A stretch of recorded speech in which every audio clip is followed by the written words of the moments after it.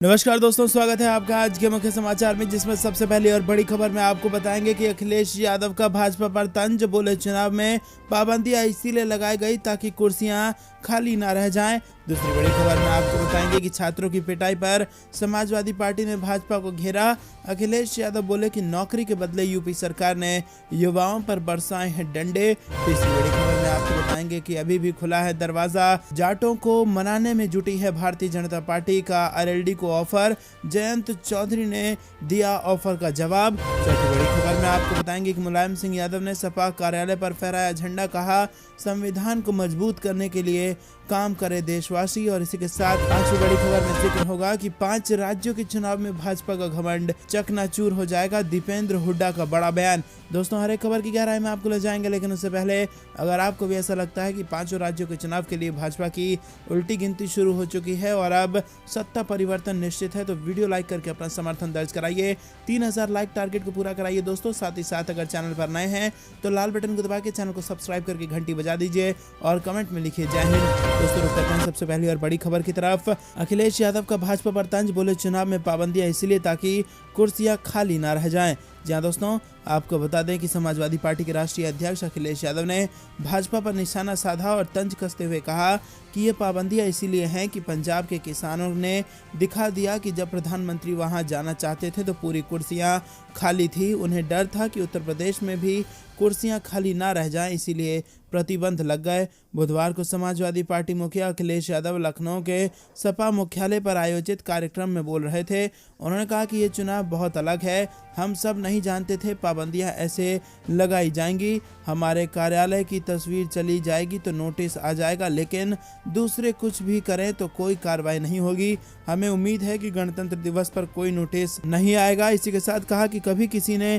कल्पना भी नहीं की थी कि ऐसा भी चुनाव होगा कि वोट मांगने पर भी पाबंदियां लगा दी जाएंगी। उन्होंने भाजपा पर तंज कसते हुए कहा कि पाबंदियां इसीलिए हैं कि पंजाब के किसानों ने दिखा दिया कि जब प्रधानमंत्री वहां जाना चाहते थे तो कुर्सियां पूरी तरह से खाली थी और उन्हें इस बात का डर था कि कहीं दोबारा कुर्सियां खाली ना रह जाएं और इसीलिए प्रतिबंध लगाए गए हैं। समाजवादी पार्टी के राष्ट्रीय अध्यक्ष अखिलेश यादव ने भाजपा पर निशाना साधते हुए कहा कि इनसे हमें सावधान रहना होगा। इन्होंने गणतंत्र दिवस के मौके पर समाजवादी पार्टी के कार्यकर्ताओं को संविधान व लोकतंत्र बचाने का संकल्प भी दिलवाया। दोस्तों, रुक करते हैं अगली बड़ी खबर की तरफ, जिसमें आपको बता दें कि छात्रों की पिटाई पर समाजवादी पार्टी ने भाजपा को घेरा। अखिलेश यादव बोले कि नौकरी के बदले यूपी सरकार ने युवाओं पर बरसाए डंडे। जी हां दोस्तों, बेरोजगारी को लेकर प्रयागराज में प्रदर्शन कर रहे छात्रों को पुलिस हॉस्टल में तोड़फोड़ को लेकर एक बार फिर समाजवादी पार्टी प्रदेश सरकार पर हमलावर हो गई है। गणतंत्र दिवस के दिन भाजपा सरकार पर निशाना साधते हुए अखिलेश यादव ने कहा कि जब भी युवाओं ने नौकरी और अपने अधिकार मांगे तो प्रदेश सरकार ने उन पर डंडों से प्रहार किया। उन्होंने कहा कि यूपी सरकार ने पहले पुलिस से छात्रों को पकड़वाया और फिर उनकी पिटाई करवाई। इतना ही नहीं, पुलिस ने छात्रों के हॉस्टल आकर भी तोड़फोड़ की है। बता दें कि इस बार प्रदेश में कई परीक्षाएं रद्द हो चुकी हैं और कभी कोविड तो कभी पेपर लीक को लेकर प्रदेश सरकार की ओर से परीक्षाओं को रद्द करना पड़ा, जिसके चलते युवाओं में खासा आक्रोश फैल गया है। वहीं आपको बता दें कि प्रयागराज स्टेशन पर हंगामा करने वाले छात्रों की पहचान करके पुलिस कार्रवाई में जुट गई है। मंगलवार देर रात पुलिस ने सोशल मीडिया पर वायरल वीडियो फुटेज से कुछ छात्रों की पहचान की थी। करते हैं अगली बड़ी खबर की तरफ। अब भी खुला है दरवाजा, जाटों को मनाने में जुटी बीजेपी का आरएलडी को ऑफर। जयंत चौधरी ने दिया जवाब। जी हां दोस्तों, उत्तर प्रदेश में विधानसभा चुनाव से ठीक पहले जाट समुदाय से एक बार फिर समर्थन हासिल करने की कोशिश में जुटी भारतीय जनता पार्टी ने समाजवादी पार्टी गठबंधन में शामिल राष्ट्रीय लोकदल को साथ आने का ऑफर दे दिया है।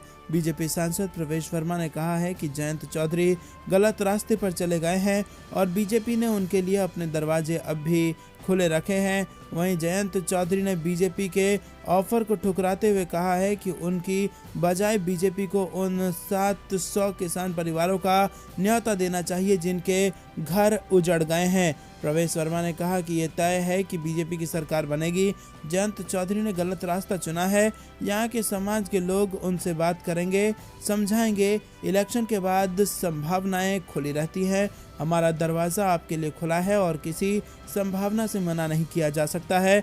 क्या जयंत उनके संपर्क में है? इसके जवाब में बीजेपी सांसद ने कहा कि चुनाव के बाद देखेंगे क्या संभावना बनती है।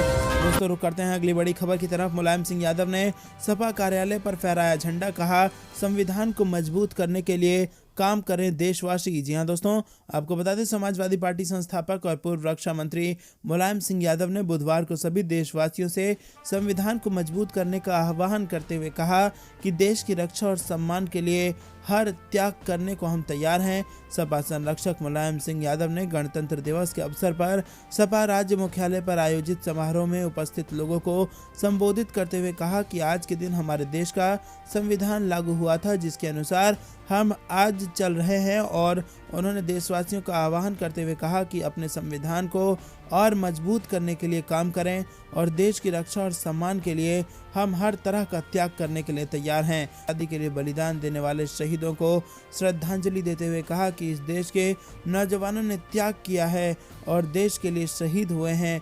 ऐसा इतिहास दुनिया में और कहीं नहीं मिलता है। उन्होंने समाजवादी पार्टी कार्यकर्ताओं से कहा कि वो शहीदों के परिवारों के साथ खड़े हों और हर मुश्किल वक्त में उनकी मदद करें। मुलायम सिंह यादव ने यह भी कहा कि सपा कार्यकर्ता किसानों और मजदूरों के साथ खड़े हों, जहां कहीं उनकी जरूरत हो तो चिट्ठी लिख दें। दोस्तों, करते हैं अगली बड़ी खबर की तरफ।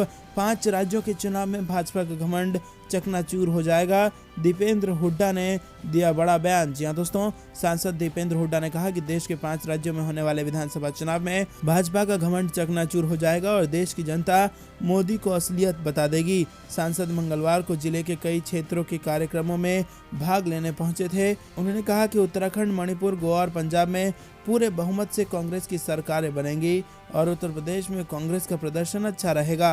उन्होंने कहा कि प्रदेश की जेजेपी व भाजपा सरकार जनता की जन भावनाओं के विरुद्ध वाली सरकार है, क्योंकि जनता ने जजपा को भाजपा के विरुद्ध अपना मत दिया था और ये सरकार किसान विरोधी होने के साथ साथ हर वर्ग के लिए विरोधी साबित हुई है। खनन घोटाला सबसे बड़ा घोटाला था, मगर उसके बावजूद भी खनन का कार्य चल रहा है और कोई भी जांच नहीं की गई है। उन्होंने दावा किया कि हरियाणा में कांग्रेस मजबूत होकर उभर रही है। तो करते हैं अगली बड़ी खबर की तरफ। वरिष्ठ नेता प्रमोद तिवारी का बयान, बोले नेतृत्व प्रियंका गांधी का और नीतियां कांग्रेस की, इस बार बनेगी यूपी में सरकार। जी हां दोस्तों, उत्तर प्रदेश विधानसभा चुनाव में कांग्रेस की अंतिम सूची जारी करने पर हो रही देरी पर पार्टी के वरिष्ठ नेता प्रमोद तिवारी ने बुधवार को जवाब दिया। उन्होंने कहा कि कांग्रेस की अंतिम सूची जारी किए जाने में कोई विलंब नहीं हो रहा है। सूची पूरी तरह से तैयार हो चुकी है और 1-2 दिन में इसे जारी कर दिया जाएगा। उन्होंने कहा कि उम्मीदवारों को पहले ही संकेत दे दिए गए हैं कि वो सभी अपने अपने क्षेत्रों में लग जाएं।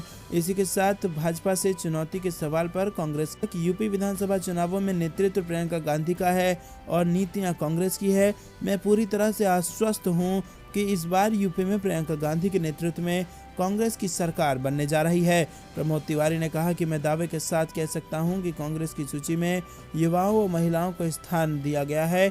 इसके अलावा उन्हीं लोगों को टिकट दिया गया है जो समाज सेवा से जुड़े हुए हैं और अपने अपने क्षेत्र में काम कर रहे हैं। बड़ी खबर की तरफ। राहुल गांधी की पंजाब विधानसभा चुनाव में एंट्री, जलंधर रैली से दोआबा के दलित वोट बैंक पर साधेंगे निशाना। जी हां दोस्तों, कांग्रेस के कर्ता धर्ता राहुल गांधी वीरवार को जलंधर आ रहे हैं और इस दौरान उन्होंने जलंधर से ही पूरे पंजाब की कांग्रेस की सियासत को नई दिशा देनी है। राहुल गांधी का ये दौरा कांग्रेस की सियासत के नए समीकरण तय करेगी। राहुल गांधी कांग्रेस उम्मीदवारों को जीत का मंत्र भी देंगे।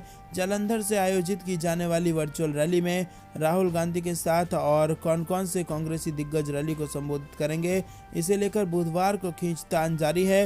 राहुल गांधी का यह दौरा पंजाब में कांग्रेस द्वारा विधानसभा चुनाव से पहले बनाए गए दलित सियासत के समीकरणों के मद्देनजर काफी अहम माना जा रहा है।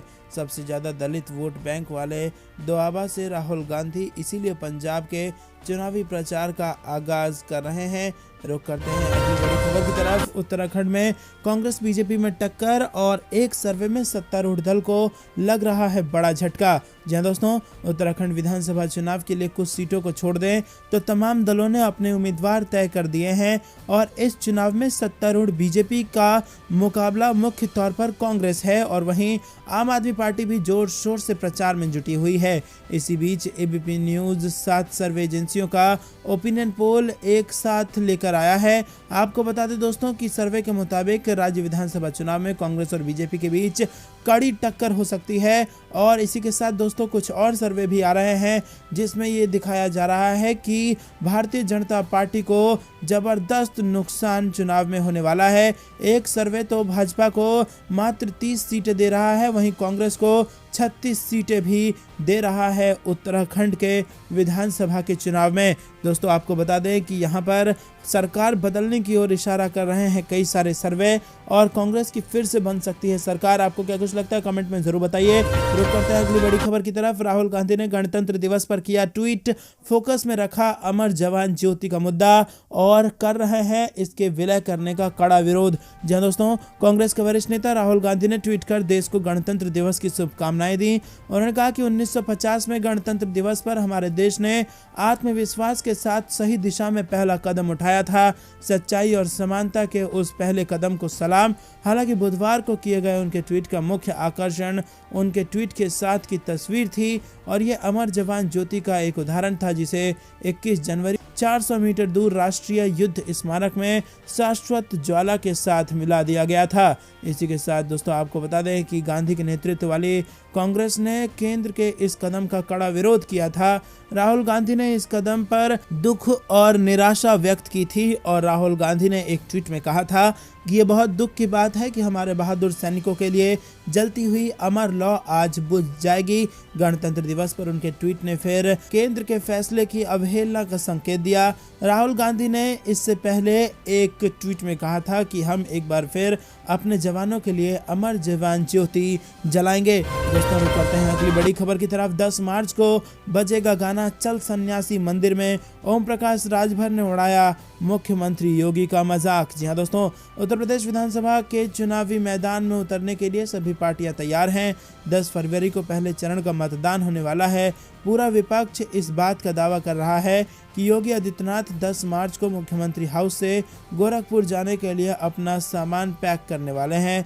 बीजेपी छोड़ सपा में आए स्वामी प्रसाद मौर्य का कहना है कि जब तक वो बीजेपी को सत्ता से उखाड़कर फेंक नहीं देते तब तक वो चैन से वहां नहीं बैठेंगे। ओम प्रकाश राजभर ने भी योगी आदित्यनाथ का मजाक उड़ाते हुए कहा कि 10 मार्च को एक ही गाना बजेगा। दरअसल न्यूज़ 24 को दिए गए इंटरव्यू में ओम प्रकाश राजभर ने कहा कि पहली बार उत्तर प्रदेश की राजनीति में ऐसा नेता रहा जो कैबिनेट मंत्री से इस्तीफा दे दिया और बीजेपी का साथ देने से इनकार किया। राजभर ने कहा कि मंत्री पद से इस्तीफा देने के साथ ही प्रण कर लिया कि जब तक बीजेपी को सत्ता से बाहर नहीं कर दूंगा तब तक मैं चैन से नहीं बैठूंगा। इस पर जब ओम प्रकाश राजभर से पूछा गया कि स्वामी प्रसाद मौर्य भी ऐसा ही दावा कर रहे हैं, उन्होंने भी बीजेपी को सत्ता से हटाने के लिए प्रण लिया है। इस पर ओम प्रकाश राजभर ने कहा कि स्वामी प्रसाद मौर्य, दारा सिंह चौहान, धर्म सिंह सैनी और ओम प्रकाश राजभर हम लोग जब बसपा में थे तब बसपा की सरकार बनी और अब बसपा की कहाँ है। हम बीजेपी में गए, बीजेपी की सरकार बनी और अब सपा में है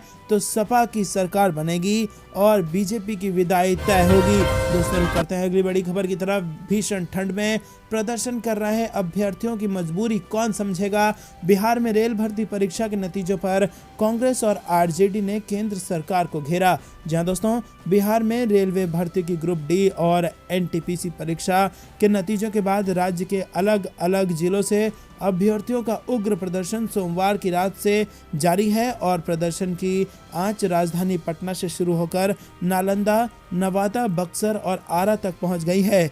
नाराज अभ्यर्थियों ने मंगलवार की सुबह से ही इन जिलों की रेलवे स्टेशन पर डेरा जमा लिया है और ट्रेनों को रोककर जमकर प्रदर्शनों का आरोप है कि रेलवे भर्ती बोर्ड ने परीक्षा के बाद नियमों में बदलाव किए जो बिल्कुल सही नहीं है। अभ्यर्थियों का आरोप है कि इस भर्ती में पैसों का भी जमकर खेल चला है, लेकिन इसी बीच बिहार कांग्रेस और आरजेडी ने सरकार पर इस मुद्दे को लेकर हमला बोल दिया है। रुक करते हैं अगली बड़ी खबर की तरफ। कोरोना की तीसरी लहर के दौरान सुप्रीम कोर्ट के 13 जजों सहित 400 कोर्ट कर्मचारी पाए गए positive. Chief justice of India ने दी चेतावनी। जी हाँ दोस्तों, देश में कोरोना महामारी की तीसरी लहर ने काफी कहर ढा दिया है और इस जानलेवा महामारी ने आम आदमी ही नहीं, नेताओं और अभिनेताओं को भी चपेट में लिया।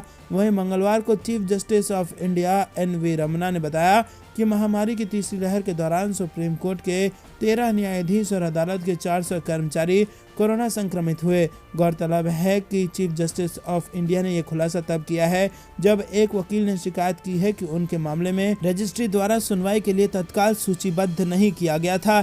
Chief justice of India Ramana ने वकील से कहा कि यदि आप समस्या नहीं जानते तो हम क्या कर सकते हैं। रजिस्ट्री में 400 लोगों को कोविड मिला और 13 न्यायाधीशों का कोविड टेस्ट पॉजिटिव आया। हमारे शरीर के सहयोग नहीं करने के बावजूद हम बैठे हैं और मामले की सुनवाई कर रहे हैं, आपको ये समझना चाहिए। रुक करते हैं अगली बड़ी खबर की तरफ। यूपी में कौन सी पार्टी बनाएगी अगली सरकार, इसको लेकर राकेश टिकैत ने दिया जवाब। जी हाँ दोस्तों, भारतीय किसान यूनियन के राष्ट्रीय प्रवक्ता राकेश टिकैत ने कहा कि राज्य में हिंदू, मुसलमान और जिन्ना पर बयानबाजी को राज्य विधानसभा चुनाव तक ही जीवित रखा जाएगा। उन्होंने अपने समर्थकों और किसानों को आगाह किया कि ऐसे विभाजनकारी बयानों से प्रभावित न हो जो केवल राजनीतिक लाभ के लिए हैं। टिकैत ने अलीगढ़ में मीडिया से बात करते हुए कहा कि प्रचार महज 2.5 महीने का है। उन्होंने कहा कि लोगों को सरकारी मंच के नेताओं द्वारा दिए जा रहे बयानों से सावधान रहना चाहिए। हालांकि मैं भविष्यवाणी नहीं कर सकता हूं कि कौन सी पार्टी अगली सरकार बनाएगी, लेकिन लोग निश्चित रूप से ऐसे लोगों। और टिकैत ने कहा कि किसान सरकार से निराश है क्योंकि उन्हें अपनी फसल को आधी कीमत पर बेचने के लिए मजबूर किया जा रहा है। उन्होंने कहा कि वो आगामी विधानसभा चुनाव में अपनी पसंद के महत्व के बारे में पूरी तरह से जागरूक हैं और उन्हें किसी प्रोत्साहन की आवश्यकता नहीं है। राकेश टिकैत ने कहा कि सरकार के 3 विवादास्पद कृषि कानूनों के खिलाफ किसान आंदोलन के समय दिल्ली में 13 महीने का प्रशिक्षण उनके लिए ये तय करने के लिए पर्याप्त था कि उन्हें क्या करना है। 31 जनवरी को एक विशाल किसान विरोध निर्धारित है क्योंकि न्यूनतम समर्थन पर सीमित कीमत अभी केंद्र द्वारा तय नहीं की गई है। वहीं जिस देश में राजनीतिक नेता जाति और धर्म के नाम पर वोट मांगते हैं वो देश कभी आगे नहीं बढ़ सकता है। इसी के साथ दोस्तों रुक करते हैं अगली बड़ी खबर की तरफ। बजट में सरकार को सावधानी से खर्च करने की जरूरत, महंगाई की चिंता से भी अछूता नहीं है भारत, रघुराम राजन ने दी अपनी सलाह। जी हाँ दोस्तों, रिजर्व बैंक के पूर्व गवर्नर रघुराम राजन ने कहा कि भारतीय अर्थव्यवस्था में चमकीले स्थानों के साथ कुछ काले धब्बे भी हैं और ऐसे में सरकार को अपने खर्च को सावधानी से लक्षित करने की जरूरत है ताकि राजकोषीय घाटे को बहुत ऊंचाई पर पहुंचने से रोका जा सके। इकोनॉमी में के शेप के कर्व को रोकने की जरूरत है। राजन अपने विचारों को स्पष्ट तरीके से रखने के लिए जाने जाते हैं। प्रसिद्ध अर्थशास्त्री ने कहा कि सरकार को अर्थव्यवस्था के आकार के पुनरुद्धार को रोकने के लिए और उपाय करने की जरूरत है। दोस्तों रुक करते हैं अगली बड़ी खबर की तरफ। गोरखपुर से चुनाव लड़वाकर योगी का कद कम कर रही है भाजपा नेतृत्व, एक ही सुप्रीम नेता हो सकता है। जी हां दोस्तों, कांग्रेस पार्टी की महासचिव प्रियंका गांधी ने मंगलवार को उत्तर प्रदेश की भाजपा सरकार पर जमकर हमला बोला और इसी के साथ उन्होंने कहा कि आवश्यक है कि चुनाव विकास के मुद्दे पर ही लड़े जाएंगे। कांग्रेस ने उत्तर प्रदेश में गलत रास्ता अख्तियार करने से इनकार कर दिया है। प्रियंका गांधी ने कहा कि महिलाओं को एक अलग राजनीतिक इकाई तरह मतदान करना चाहिए और यही समय है कि वो अपने अधिकारों को समझें और राजनीति के मैदान में अपने उचित स्थान की मांग करें। भारतीय जनता पार्टी और समाजवादी पार्टी को निशाने पर लेते हुए प्रियंका गांधी ने कहा कि दोनों दलों को ध्रुवीकरण भाता है क्योंकि इससे दोनों का वोट बैंक मजबूत होता है। उन्होंने कहा कि भाजपा को ध्रुवीकरण का फायदा उठाने से रोकने के लिए प्रदेश की जनता को अलग तरह की राजनीति का विकल्प देने की जरूरत होगी। योगी आदित्यनाथ के गोरखपुर से चुनाव लड़ने को लेकर प्रियंका गांधी ने कहा कि मुझे लगता है कि भाजपा नेतृत्व उनके कद को कम करना चाहता है। रुक करते हैं अगली बड़ी खबर की तरफ। राकेश टिकैत ने फिर योगी सरकार पर साधा निशाना, कहा हिंदू, मुस्लिम और जिन्ना का भूत सिर्फ चुनाव तक। जी हां दोस्तों, किसान यूनियन के राष्ट्रीय प्रवक्ता राकेश टिकैत ने योगी सरकार पर हमला बोला है। उन्होंने कहा कि हिंदू, मुस्लिम और जिन्ना का भूत चुनाव तक उत्तर प्रदेश में रहेगा और हमें उससे बचना है। वहीं आपको बता दें कि राकेश टिकैत भाजपा नेताओं के सांप्रदायिक बयानों से लोगों को सचेत करते हुए कह रहे हैं कि सरकार के जो प्रवचन चल रहे हैं उनसे बचना चाहिए। हिंदू, मुस्लिम, जिन्ना का भूत अभी 2.5 महीने उत्तर प्रदेश में रहेगा। वो 2.5 महीने में कॉन्ट्रैक्ट पर यहाँ आए हुए हैं और वो सरकारी मेहमान हैं, जनता को उन मेहमानों से बचना चाहिए। वहीं किसान यूनियन के राष्ट्रीय प्रवक्ता ने कहा कि यहाँ का जो किसान है वो आलू से त्रस्त है, जो प्रवचन चल रहे हैं उनसे बचना है। बता दें कि राकेश टिकैत अलीगढ़ के इगलास क्षेत्र में एक विवाह समारोह में शामिल होने पहुंचे थे और मीडिया से बातचीत के दौरान टिकैत ने बयान दिया है। दोस्तों, रुक करते हैं अगली बड़ी खबर की तरफ। यूपी चुनाव से पहले प्रदेश को नफरत की आग में झोंकना चाहती है भारतीय जनता पार्टी। आम आदमी पार्टी सांसद संजय सिंह का बयान। दोस्तों, आपको बता दें कि आम आदमी पार्टी ने भारतीय जनता पार्टी पर पाकिस्तान और जिन्ना के नाम पर राजनीति करने का आरोप लगाया है। पार्टी के यूपी प्रभारी व राज्यसभा सांसद संजय सिंह ने ट्वीट कर बीजेपी पर तगड़ा प्रहार किया है। उन्होंने अपने ट्वीट में लिखा कि यूपी चुनाव में बीजेपी के पास बताने के लिए विकास का कोई काम नहीं है। तो दोस्तों, ये थी दिन भर कुछ बेहतरीन और बड़ी खबरें। तक बने रहने के लिए बहुत बहुत धन्यवाद। देख रहे थे आपका अपना चैनल। जय हिंद, जय भारत।